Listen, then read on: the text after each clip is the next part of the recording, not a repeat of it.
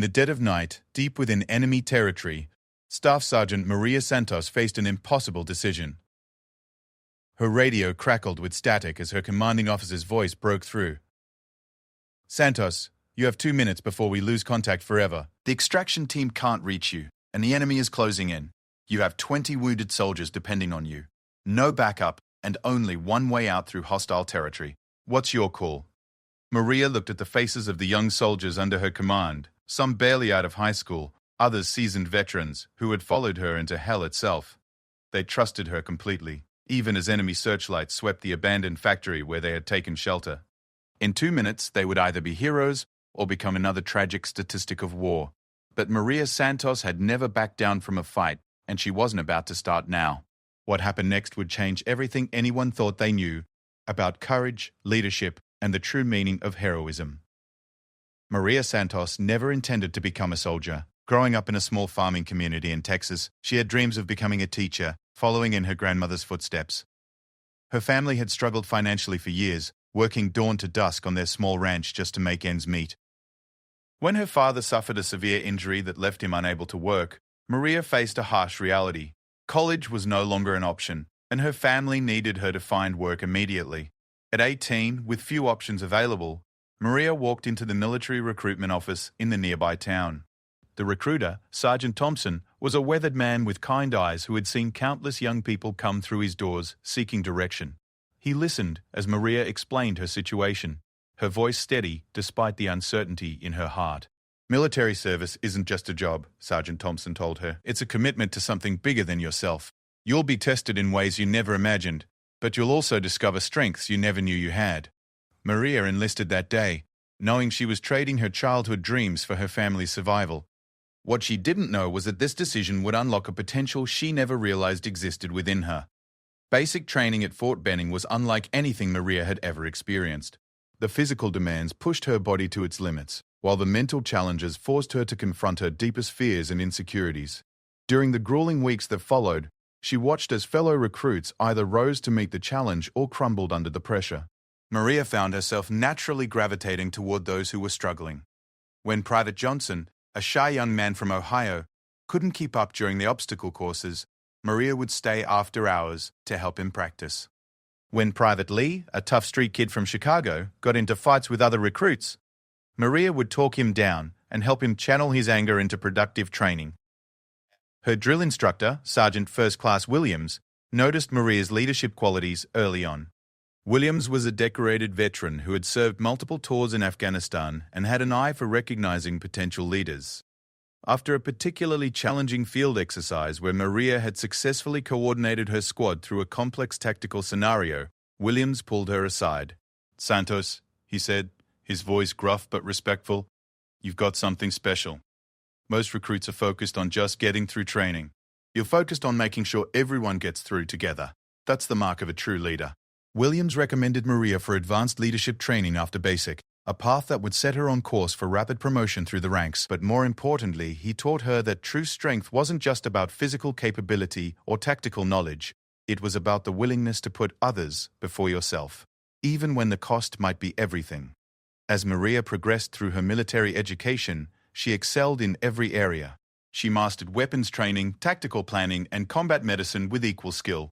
Her instructors noted her unusual combination of strategic thinking and empathetic leadership. She could analyze a complex battlefield scenario with the precision of a chess master, while never losing sight of the human cost of every decision. During advanced infantry training, Maria faced her first real test of leadership under pressure. Her unit was conducting a night training exercise that simulated a rescue mission in hostile territory. The scenario called for her team to extract wounded allies while under enemy fire, using live ammunition exercises that made the danger very real. Halfway through the exercise, Private Morrison, a new recruit who had been struggling with confidence issues, froze under the simulated fire. He was supposed to provide cover for the extraction team, but the noise and chaos overwhelmed him. The entire mission was at risk of failure. Maria had two choices: complete the mission without Morrison and leave him behind, or risk everything to get him back on track. Without hesitation, she crawled through the obstacle course under heavy fire simulation to reach Morrison's position. "Morrison," she said, her voice calm despite the chaos around them, "I need you to look at me. You're not alone here. We're a team, and teams don't leave anyone behind. Can you trust me? Morrison nodded, his breathing steadying as Maria's confidence transferred to him. Together, they completed the cover fire sequence and successfully extracted all the wounded allies. The exercise was deemed a complete success, but more importantly, Morrison never froze under pressure again. After the exercise, Colonel Hayes, the commanding officer overseeing the training, called Maria into his office. Colonel Hayes was a legend in military circles, a tactical genius who had earned his reputation through decades of successful missions in the world's most dangerous regions. Santos, Colonel Hayes began, in 30 years of military service, I've seen a lot of soldiers. Most of them are good at following orders. Some of them are good at giving orders. But very few understand that real leadership isn't about commands. It's about connection. You have that rare quality. Colonel Hayes offered Maria the opportunity to apply for special operations training, a path reserved for only the most exceptional soldiers. The training would be more demanding than anything she had faced so far, with a failure rate of over 70%. But success would mean joining an elite unit tasked with the military's most critical missions. Maria accepted the challenge without hesitation. She had discovered something about herself during her time in the military. She thrived when the stakes were highest and when others depended on her. The scared young woman who had walked into the recruitment office had been transformed into a confident leader, ready to face any challenge. Special operations training pushed Maria beyond every limit she thought she had. The physical demands were crushing. 20-mile runs with full equipment, combat training that lasted 18 hours a day, survival exercises in harsh environments with minimal supplies. But the mental challenges were even more intense.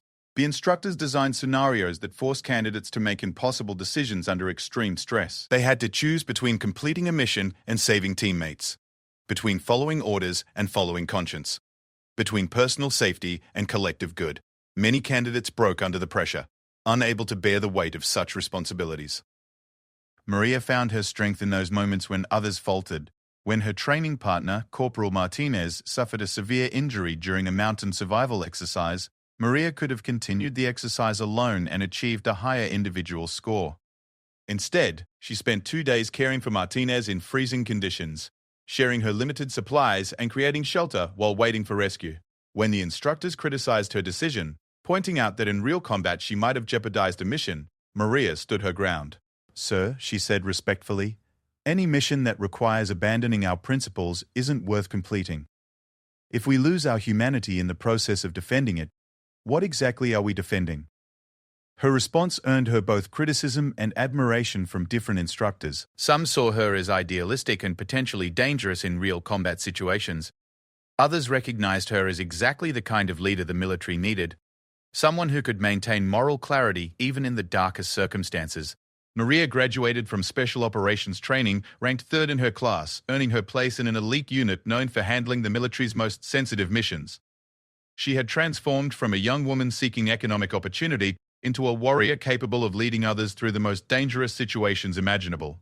But her real test was yet to come. As she prepared for her first deployment with her new unit, Maria could never have imagined that within 2 years, she would face a situation that would test every lesson she had learned and force her to make decisions that would define not just her career, but her understanding of what it truly meant to be a hero. The orders came on a rainy Tuesday morning in October. Maria's unit was being deployed to a conflict zone where intelligence reports indicated a high-priority target was being held by enemy forces. The mission briefing was classified at the highest levels, but Maria understood the implications. They were going into dangerous territory with minimal support and maximum expectations. As she packed her gear and said goodbye to her family, Maria felt the familiar mixture of fear and excitement that came before every deployment.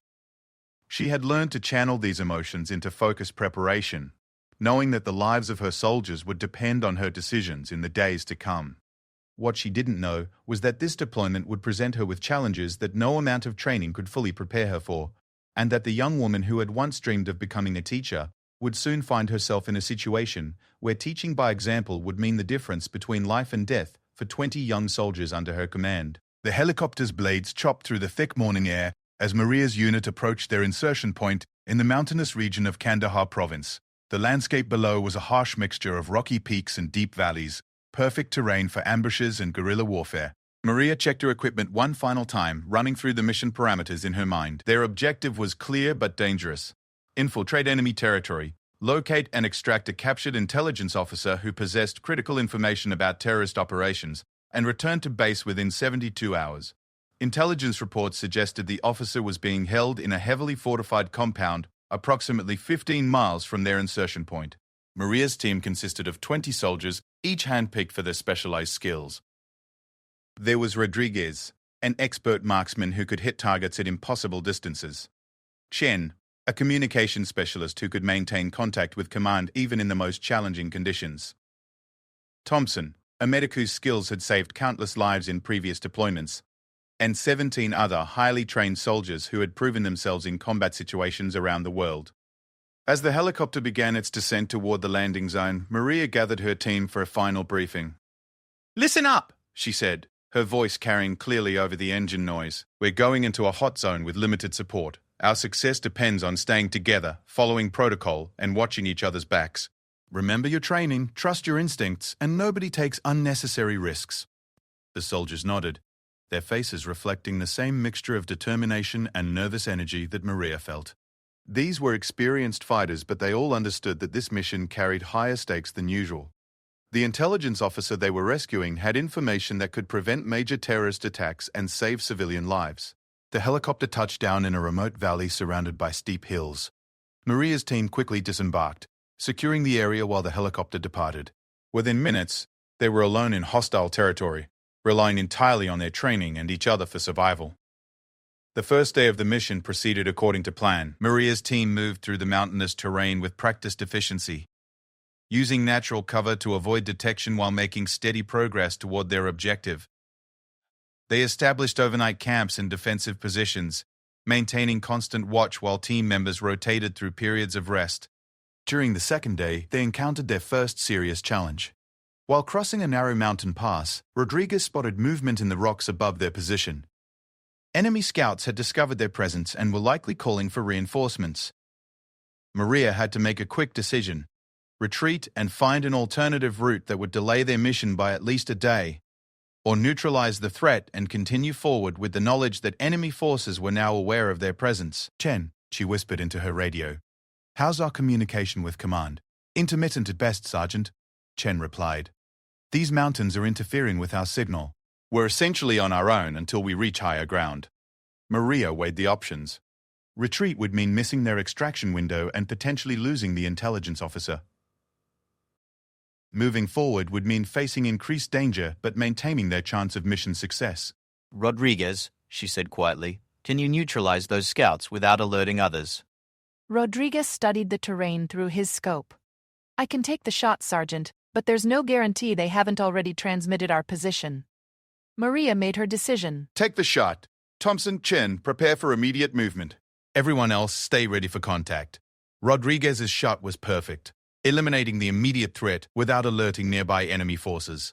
Maria's team quickly moved through the pass and continued toward their objective, knowing that speed was now their most important advantage. As they approached the target compound on the third day, Maria's team encountered a complication that intelligence reports had failed to anticipate. The compound was not only heavily fortified, but it was also surrounded by a village filled with civilian families. Any assault on the facility would put innocent lives at risk. Through her binoculars, Maria could see children playing in the streets while their mothers hung laundry and prepared meals. The compound itself was a fortress-like structure with high walls, armed guards, and multiple defensive positions. Intelligence had been accurate about the difficulty of the target, but they had failed to mention the civilian presence that made a direct assault impossible. "Command, this is Santos." Maria tried to reach headquarters through Chen's communications equipment. "We have a problem at the target location. Significant civilian presence surrounding the objective. Requesting guidance." Static filled the radio for several long minutes before a weak signal came through. "Santos, proceed with Coracor. Mission as planned, extract the package, time running out." The transmission cut out completely, leaving Maria and her team without clear guidance on how to proceed. The intelligence officer was inside the compound, but any attempt to extract him using conventional assault tactics would likely result in civilian casualties that Maria could not accept. Thompson approached her position carefully. "Sergeant, what's our move?"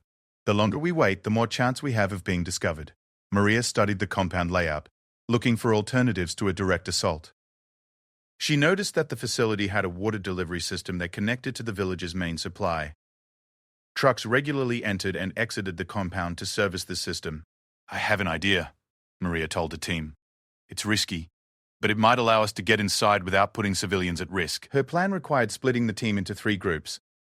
One group would create a diversion on the opposite side of the compound to draw guards away from the main entrance. A second group would infiltrate the facility using the water delivery system, and a third group would remain in position to provide cover and support for extraction. The plan was dangerous because it divided their already small force and required precise timing to succeed. If any element failed, the entire team could be trapped inside enemy territory with no backup support. Rodriguez raised a concern. "Sergeant, if we split up and something goes wrong, we might not be able to support each other effectively. Are we sure this is better than waiting for additional support?" Maria understood his concern, but she also knew that waiting was not an option.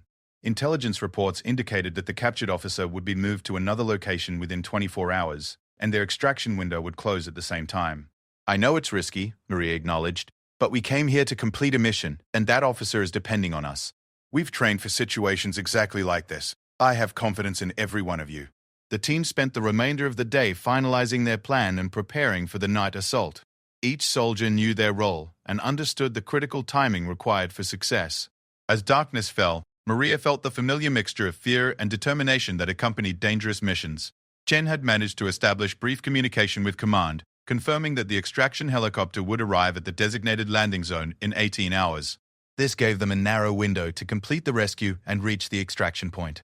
"Remember," Maria told her team as they prepared to begin the operation, "we go in together, we complete the mission together, and we come home together. No one gets left behind." The soldiers nodded, checking their equipment one final time. They had trained for scenarios like this countless times, but they all understood that real combat presented challenges that no simulation could fully replicate. As they moved into position for the assault, Maria felt the weight of responsibility for her soldiers' lives.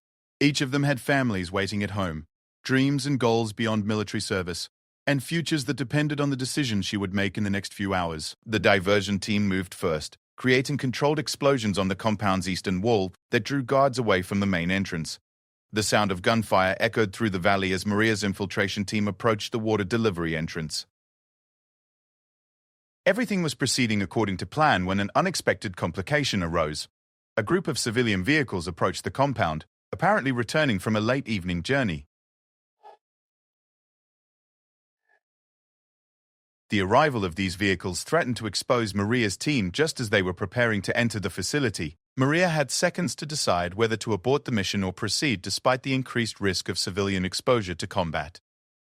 The intelligence officer inside the compound represented her mission objective, but the civilians approaching represented her moral obligation to protect innocent lives. As the vehicles drew closer and her window of opportunity rapidly closed, Maria faced the first of several decisions that would test everything she had learned about leadership, heroism, and the true cost of military service. Maria watched through her night vision scope as the civilian vehicles approached the compound entrance. 3 pickup trucks carrying families returning from what appeared to be a wedding celebration, based on the decorative flowers and colorful clothing visible in the truck beds. Children's laughter echoed across the valley, a stark contrast to the tension Maria's team was feeling.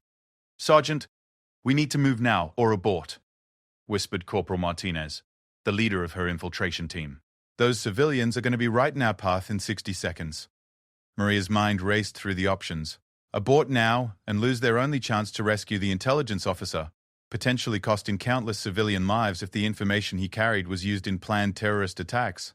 Proceed and risk exposing innocent families to combat, violating every principle she held sacred about protecting non-combatants. Hold position, she ordered quietly. Let the civilians pass. We adapt. The wedding party entered the compound's outer courtyard, where they were greeted by family members who lived in the adjacent village. Maria realized this wasn't just a chance encounter. This was a community celebration that would likely continue for hours, filling the area around the compound with innocent people. Through her earpiece, Chen's voice crackled with concern. "Sergeant, our diversion team reports increased enemy movement. They're repositioning guards, but they're also bringing civilians into defensive positions. This is getting complicated fast." Maria closed her eyes for a moment, drawing on every lesson her instructors had taught her about adapting to changing battlefield conditions. Colonel Hayes had always emphasized that the best plans survive contact with reality only if leaders remain flexible and focused on core objectives. "New plan," Maria announced to her team. We're going to wait for the celebration to reach its peak. More noise, more distraction, more chaos to cover our movement. Rodriguez, can you get eyes on the building where the intelligence officer is being held? Rodriguez adjusted his scope, studying the compound's interior structures. I can see the target building, Sergeant. Second floor, western corner. There are 2 guards at the entrance, but they're focused on the celebration activities, not security. Good. Thompson, how long can you keep a wounded soldier stable if we encounter resistance? Thompson checked his medical supplies. Depends on the severity, Sergeant, but I've got enough equipment to handle multiple casualties if necessary. Why? Maria was formulating a new approach that would use the civilian celebration as cover, while minimizing risk to the families. We're going to blend in. Chen, can you intercept any communications that might give us information about guard rotations or building layouts? Chen worked with his equipment for several minutes before responding. I'm picking up radio chatter, Sergeant. Sounds like they're planning to move our target tomorrow morning, first light. We've got maybe 6 hours before he's relocated. This confirmed intelligence reports but added urgency to their timeline. Maria knew that missing this opportunity would likely mean losing the intelligence officer permanently, along with the critical information he carried about planned terrorist operations. Martinez, select 3 team members who can pass for locals at a distance. We're going to approach the compound as part of the celebration. Everyone else maintains overwatch and prepares for emergency extraction. Martinez looked uncertain. Sergeant, that puts you and 3 others inside enemy territory with no immediate backup. If something goes wrong, your job is to get the rest of the team to the extraction point, Maria replied firmly. But nothing is going to go wrong because we're going to be smart about this. Maria selected Rodriguez for his marksmanship skills, Thompson for his medical training, and Chen for his communication abilities. The 4 of them changed into civilian clothing they had carried for contingency purposes and prepared to infiltrate the compound during the height of the celebration. As they approached the compound entrance, Maria felt her heart racing despite her outward calm. She had led soldiers through dangerous situations before, but this required a different kind of courage. The willingness to walk directly into enemy territory with minimal protection and maximum trust in her team's abilities. The celebration was indeed in full swing, with music, dancing, and dozens of people moving freely between the courtyard and various buildings within the compound. Maria's team blended into the crowd, using the noise and movement to mask their approach toward the target building. Rodriguez positioned himself where he could provide overwatch, while appearing to enjoy the festivities. Thompson and Chen moved toward the building's eastern entrance while Maria approached from the west. Their coordination had to appear natural while maintaining tactical effectiveness. Inside the target building, Maria could hear voices speaking in the local dialect, punctuated by what sounded like interrogation activities. The intelligence officer was definitely inside, but determining his exact location and condition would require getting closer. Chen had managed to tap into the building's communication system, providing Maria with crucial information through her concealed earpiece. 2nd floor, 3rd room from the stairwell. 2 guards inside, possibly a 3rd in the hallway. Target appears conscious but injured. Maria acknowledged the information with a subtle hand signal and began moving toward the stairwell. The building's interior was dimly lit, with most attention focused on the celebration outside. Guards were relaxed but present, requiring careful timing to avoid detection. As Maria reached the 2nd floor, she encountered an unexpected obstacle. A group of children from the celebration had wandered into the building and were playing in the hallway directly outside the target room. Their presence made any direct assault impossible without putting innocent lives at risk. Through her earpiece, Thompson's voice carried urgent concern. Sergeant, we've got movement outside. Looks like additional security arriving. A window is closing fast. Maria faced another critical decision. The children's presence protected the intelligence officer, but also protected his captors. Any attempt to extract him now would involve those innocent children in combat operations. She made a choice that demonstrated the kind of leadership her instructors had recognized years earlier. Rather than proceed with extraction, Maria decided to gather intelligence first and ensure civilian safety before taking any aggressive action. Chen, can you create a distraction that would draw these children back to the celebration without alerting security? Chen thought for a moment before responding. I can trigger the sound system to play louder music. Kids usually gravitate toward that kind of thing. The distraction worked perfectly. The children ran downstairs toward the enhanced music, leaving the hallway clear for Maria to approach the target room. Through the door, she could hear English being spoken, confirming the presence of the American intelligence officer. Rodriguez, do you have a clear shot if I need emergency extraction? Negative, Sergeant. Too many civilians in the courtyard. If shooting starts, we're going to have innocent casualties. Maria understood the implications. This rescue would have to be completed without gunfire, using stealth and precision instead of overwhelming force. She had trained for such scenarios, but never under these conditions, with so many variables beyond her control. As she prepared to enter the target room, Maria heard footsteps approaching from the stairwell. Additional guards were coming, possibly to check on the prisoner or investigate the unusual activity from the celebration. She had seconds to decide whether to proceed with the extraction or retreat, and wait for another opportunity. The intelligence officer's life hung in the balance, along with the lives of countless civilians who would suffer if the information he carried was used against them. Maria's team was depending on her decision, and her own life was now at risk in the heart of enemy territory. She took a deep breath, remembering Colonel Hayes' words about leadership requiring the courage to act when others hesitate. The young woman who had once feared making difficult decisions had been transformed into a warrior capable of facing impossible choices. Maria turned the door handle, knowing that whatever happened next would define not only this mission, but her understanding of what it truly meant to protect others at the cost of personal safety. The intelligence officer looked up as she entered, his eyes reflecting both hope and fear as he realized rescue was at hand. But the sound of approaching footsteps meant their window for escape was measured in seconds, and Maria would have to make split-second decisions that would determine whether her team completed their mission or became casualties of a situation that had spiraled beyond anyone's control. The intelligence officer, Captain David Mitchell, looked up at Maria with eyes that reflected both hope and desperation. His face bore the marks of interrogation, bruises, cuts, and the hollow look of someone who had endured days of psychological torture. But when he saw Maria's uniform beneath her civilian clothing, something like relief flickered across his features. "American?" he whispered, his voice barely audible. "Staff Sergeant Santos, United States Army. We're here to get you out, Captain, but we need to move now." Maria quickly cut the ropes, binding Mitchell to the chair while listening to the approaching footsteps in the hallway. Through her earpiece, Chen's voice carried urgent information. "Sergeant, 3 guards heading your way, armed and alert. Looks like someone noticed unusual activity. You've got maybe 30 seconds before they reach your position." Mitchell struggled to stand, his legs weak from days of captivity and abuse. Maria supported his weight while calculating their escape options. The window offered a possible exit, but it was a 15-foot drop onto concrete, potentially fatal for an injured man. The door was the only practical exit, but guards were approaching from that direction. "Thompson, I need immediate backup at the target location," Maria whispered into her microphone. "On my way, Sergeant, but I'll have to cross the courtyard. That's going to expose our position to everyone at the celebration." Maria faced a critical choice. Risk exposing her entire team by calling for backup, or attempt the extraction alone with an injured officer and limited time. The approaching guards made the decision for her.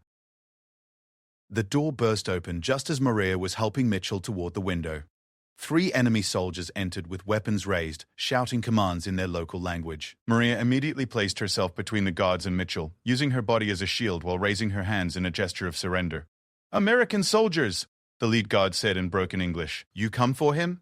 He gestured toward Mitchell with his rifle. "We came for our man," Maria replied, keeping her voice steady despite the overwhelming disadvantage of their situation. "He's injured and needs medical attention." The guard smiled coldly. "You will stay. More American prisoners better than one." Through her earpiece, Maria could hear her team's desperate attempts to reach her position. Rodriguez was trying to get a clear shot, but civilian movement in the courtyard made it impossible. Thompson was approaching the building but would arrive too late to prevent capture. Chen was attempting to create diversions, but the guards' attention was focused entirely on their new prisoners. "Sergeant, we're coming for you." Martinez's voice carried determination and fear in equal measure. "Negative," Maria responded quietly, hoping the guards wouldn't notice her speaking. "Maintain position. Complete the mission." The lead guard heard her speaking and struck her across the face with his rifle butt. "No talking!" Blood ran from Maria's nose as she steadied herself, still protecting Mitchell, who could barely stand on his own. She understood that her team's best chance of survival was to retreat and call for reinforcements, but she also knew that meant abandoning both her and Mitchell to an uncertain fate. What happened next would become legend among special operations units for years to come. Rather than accepting capture and hoping for rescue, Maria made a decision that demonstrated why her instructors had recognized her exceptional leadership potential. "Captain Mitchell," she whispered, "when I move, you go left toward the window. Don't look back." "I can't leave you here," Mitchell replied weakly. "You're not leaving me. You're completing the mission. That information in your head is worth more than both our lives." The guards were securing the room and preparing to move both prisoners when Maria executed a desperate plan. She had noticed that one guard was standing directly beneath a ceiling fan that appeared loosely mounted. The building's poor construction might provide an unexpected advantage. Maria suddenly threw herself forward, not at the guards but at the wall switch that controlled the ceiling fan. The sudden activation caused the poorly mounted fan to wobble violently before breaking loose from its mounting. The heavy fixture crashed down onto the nearest guard, creating chaos in the small room. In the confusion that followed, Maria grabbed a fallen weapon and fired at the remaining guards while shouting for Mitchell to escape through the window. The gunfire alerted the entire compound to the rescue attempt, ending any possibility of stealth extraction. "All units, we are compromised." Maria's voice carried over the radio. "Execute emergency extraction protocols. Get to the landing zone." Thompson burst through the door just as Maria was helping Mitchell climb through the window. "Sergeant, we need to move now. The entire compound is mobilizing." The three of them rappelled down the outside of the building using Thompson's climbing equipment, but Mitchell's injuries made the descent dangerous and slow. By the time they reached the ground, enemy soldiers were surrounding the building, and the celebration had turned into panicked chaos as civilians fled in all directions. Rodriguez provided covering fire from his overwatch position, allowing Maria's team to move toward the compound's outer wall. But their route was blocked by enemy reinforcements who had responded quickly to the alarm. "Chen, what's our status on extraction?" "Helicopter is en route. ETA 20 minutes to the primary landing zone. But we'll never make it through this resistance with an injured man." Maria looked at Mitchell, who was struggling to stay conscious despite Thompson's medical attention. The intelligence he carried was critical to preventing terrorist attacks, but extracting him safely would require her team to fight through superior numbers while protecting a wounded man. "Rodriguez, can you clear a path to the secondary landing zone?" "Negative, Sergeant. Too much ground to cover and too many hostiles. We need a miracle here." That's when Maria made the decision that would define her legacy as a leader. Rather than attempting to fight through enemy lines with her full team, she decided to divide her forces once again, knowing it was their only chance of success. "Listen carefully," she told her team. "Thompson, you take Mitchell and 3 others to the secondary landing zone. Chen, you coordinate communications and guide them to extraction. Rodriguez, you and Martinez create a diversion to draw enemy forces away from their route." "What about you, Sergeant?" Thompson asked, already knowing what her answer would be. "I'm going to make sure you all get home safe." Maria's plan called for her to remain behind and create the largest possible distraction, drawing enemy attention while her team escaped with Mitchell. It was a plan that prioritized mission success over personal survival, the kind of decision that separates true leaders from those who simply hold rank. "Sergeant, we're not leaving you behind," Martinez protested. "We came in together, we leave together." "You're not leaving me behind," Maria replied, echoing the words she had spoken to Mitchell earlier. "You're completing the mission. That's what we came here to do." As her team began moving toward the extraction point, Maria prepared for what she knew might be her final act of service. She had enough ammunition and explosive devices to create a significant diversion, but sustaining it long enough for her team to escape would require exposing herself to overwhelming enemy fire. The young woman who had joined the military to support her family was about to make the ultimate sacrifice to protect her soldiers and ensure the success of a mission that could save countless civilian lives. But heroes, Maria had learned, are not defined by their willingness to die for others. They are defined by their willingness to live for something greater than themselves. As enemy forces closed in on her position, Maria began implementing a defensive strategy that would test every skill she had learned and every principle she had embraced during her military career. The next few minutes would determine whether her sacrifice would be meaningful or whether her team's escape would succeed. Maria positioned herself in the compound's central courtyard, using the abandoned celebration decorations and overturned tables as cover. Her location was strategically chosen to draw maximum attention from enemy forces, while providing multiple escape routes if the opportunity arose. She had no intention of dying needlessly, but she was prepared to do whatever was necessary to ensure her team's survival. The first wave of enemy soldiers approached her position with confidence, believing they had cornered a single American soldier. Maria's response demonstrated why special operations training emphasized both tactical skill and psychological warfare. Instead of simply firing at the approaching soldiers, she used the compound sound system, still connected from the celebration, to broadcast a message that would confuse and demoralize her opponents. "This is Staff Sergeant Maria Santos, United States Army." Her voice echoed across the compound in clear English, followed by her message translated into the local language. "I am one soldier, but I represent the determination of my country to protect innocent people everywhere. You can kill me, but you cannot kill what I stand for." The psychological effect was immediate and powerful. Enemy soldiers hesitated, uncertain whether they were facing one desperate soldier or the advance guard of a larger force. In that moment of hesitation, Maria began her tactical withdrawal, moving from position to position while maintaining suppressing fire. Through her earpiece, Chen's voice provided critical updates. "Sergeant, extraction team is halfway to the secondary landing zone. Mitchell is stable and conscious. Rodriguez and Martinez have successfully drawn off approximately half the enemy forces." "Good," Maria replied while reloading behind an overturned water fountain. "Continue to the extraction point. Do not deviate for any reason."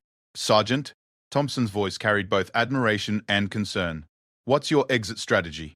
Maria smiled grimly as enemy gunfire chipped away at her cover. "Still working on that part, Thompson. Focus on getting Mitchell home."